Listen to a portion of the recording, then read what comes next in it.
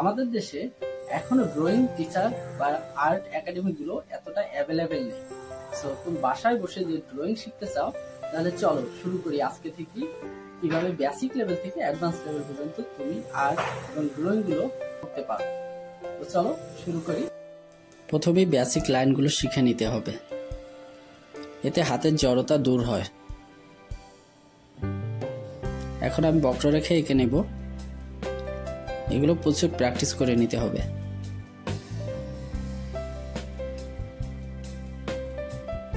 আরো কিছু কার্ভ এঁকে নিলাম। এই কার্ভগুলো দিয়েই বেসিক ড্রয়িং শুরু করা যাবে। এই যে আরো কিছু লাইন এঁকে নিলাম। এরপর কিছু ডানের লাইন এঁকে নিব। আরো কিছু লাইন এঁকে নিলাম। এখন আমি তোমাদের বৃত্ত আঁকা শিখাবো।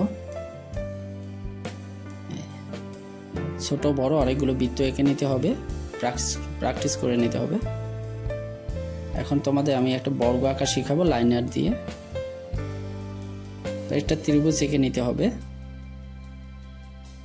এখন তোমাদের বর্গ ও ত্রিভুজ দিয়ে একটি সুন্দর ঘর আঁকা শেখাবো। দরজাটা দিয়ে নিলাম।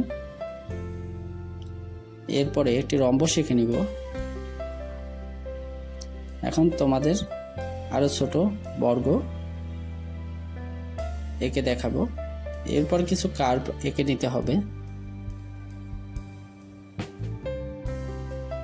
এখন তোমাদের একটি ত্রিভুজ, একটি রম্বস, একটি বর্গক্ষেত্র দিয়ে কিভাবে একটি সুন্দর ঘর তৈরি করা যায় সেটা দেখাবো।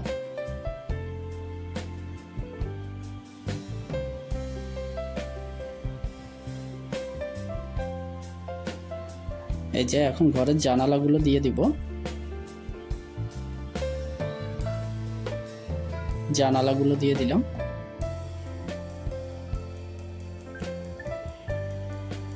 দরজাগুলো এখন দিয়ে নিব।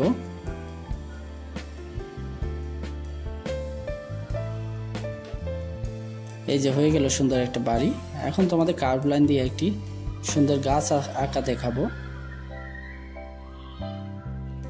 গাছের পাতাগুলো একইভাবে কার্ভ ইউজ করব। কার্ভ লাইনগুলো উপরে নিচে ডানে বামে এগুলো প্র্যাকটিস করে নিতে হবে। ছোট ছোট লাইনার ইউজ করে এখানে গাছের পাতাগুলো এঁকে নিলাম। সেম একইভাবে কার্ভ ইউজ করে আমরা রাস্তা এবং লাইনার ইউজ করে আমরা বেড়া এঁকে নিলাম। এখন তোমাদের অনেকগুলো সার্কেল দিয়ে একটি ফুল আঁকা দেখাবো।